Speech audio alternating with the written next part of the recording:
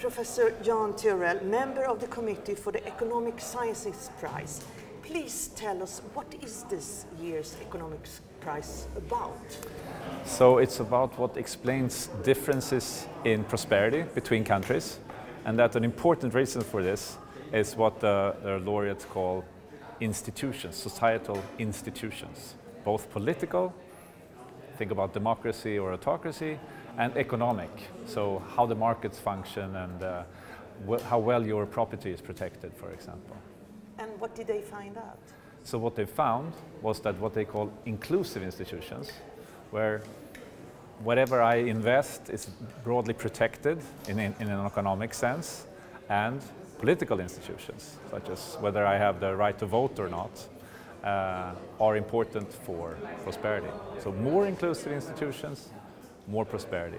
More extractive institutions, which is the opposite, that's when the state just could steal back from the ordinary people whatever they have saved or accumulated, or autocracy is bad for growth and long-run prosperity. And groundbreaking, you said.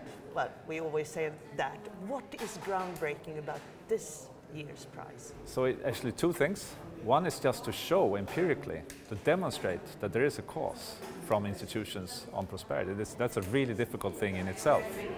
It's also theoretically, because if you think about it, if you know this, that some institutions are better for growth, why don't everyone just introduce these institutions? So they have a very elaborated theoretical explanation for why institutions are persistent. You get trapped in situations with these extractive institutions, although nobody actually wants them.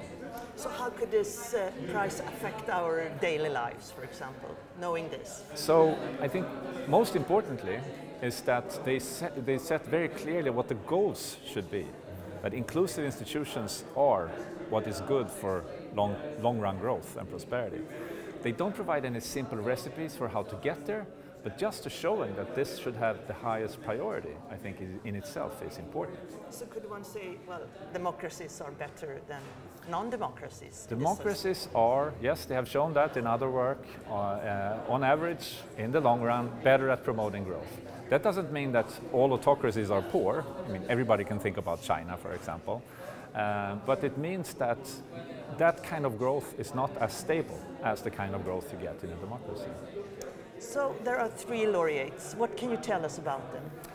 I think one important thing to tell about them is that although they are, as we are used to, all working in an American university, none of them actually are Americans from the origin. So one of them is from Turkey and 2 others are British.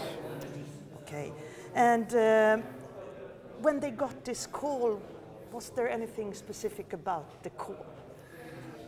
This was the first time I ever attended one of these calls, so I don't know how this usually happens, but I thought it was interesting that you expect them to be at bed back in the US. But actually the person we got on hold, he was on his hotel balcony in Athens, and he was very much awake. And he was very happy. We heard him. Very excited, very happy. Yes, we heard him here. Yeah. So, why are you personally so excited about this year's prize? What's so special to you? So, I am a political scientist, so I am not an economist. And I think that's important because it's very important for my field as well. This is a kind of research that crosses disciplinary borders. It doesn't only concern economics, but also political science, economic history, and that's because this has political implications, and that's very important for my discipline. And will this be the future, do you think, of the prizes that are more crossed political science, economy? Difficult to tell, but I think just for the reason that economists, they expand and study broader and broader topics, I think that this will be reflected. Of course, not every single year, but as a large trend, yes. Professor Jan Teorell, thank you so much for explaining the prize to us. Thank you. Thank you.